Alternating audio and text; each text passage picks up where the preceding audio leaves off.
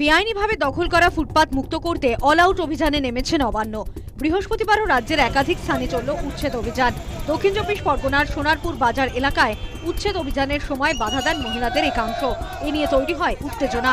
লক্ষ্মীর ভান্ডার নয়, ব্যবসা করে খেতে চান তারা, এমনটাই দাবি করেছেন বাধাদানকারী মহিলাদের একাংশ। আমার কোনো সাহায্য দরকার নেই, আমার দিদি বসার জায়গা কেন তুলে দিচ্ছে আজকে লাভি মেরে? আর বাবার মধ্যে লক্ষ্মী ভান্ডার দরকার নেই, আমাদের কিছু দরকার নেই, আমাদের খেতে করে খেতে দিই।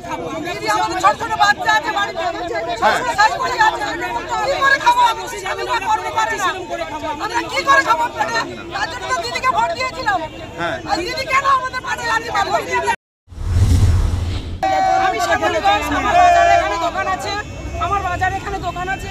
আমরা চাইছি দিদির কাছে হাত জোড়া করে প্রার্থনা করছি যে আমরা প্রত্যেকে যাতে করে খেতে খাই, আমাদের ছোট জায়গা হোক, আমরা করে খেতে চাই, সেই রকম প্রতিষ্ঠান আমাদের দিক। আমরা কেন উচ্ছেদ হতে চাইছি না, আমরা লক্ষ্মী ভান্ডার চাই না। আমাদের বাড়িতে এই যে ছোট বাচ্চারা আছে, স্কুলের মাইনে আমরা সেগুলো কোথায় পাবো?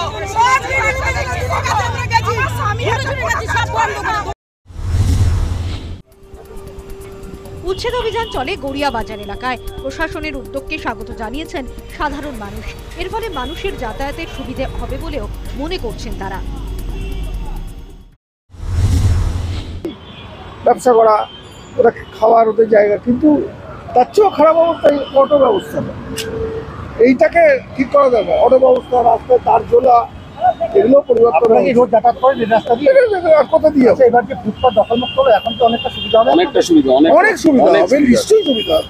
এই নোংরা কালি ঝোলে থাকে, তার ঝোলা আরো খারাপ অবস্থা এখানকার। বেআইনি হকার মুক্ত করতে অভিযান চালানো হয় বীরভূমে, রামপুরহাট এবং বোলপুরে। বুলডোজার দিয়ে গুড়িয়ে দেওয়া হয় বেআইনি নির্মাণ। হলদিয়া উন্নয়ন পর্ষদের পক্ষ থেকেও বেআইনিভাবে গজিয়ে ওঠা দোকান ভাঙা হয়। মুখ্যমন্ত্রীর নির্দেশ মতো হকার উচ্ছেদ হয় হুগলির ইশরায়।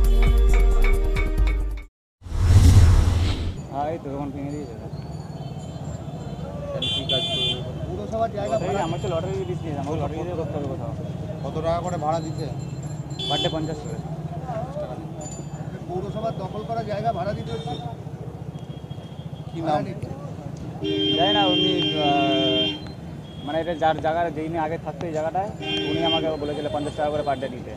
তো আমাকে পার ডে 50 টাকা করে দিয়ে ভাড়া দিয়ে এখানে ছিলাম।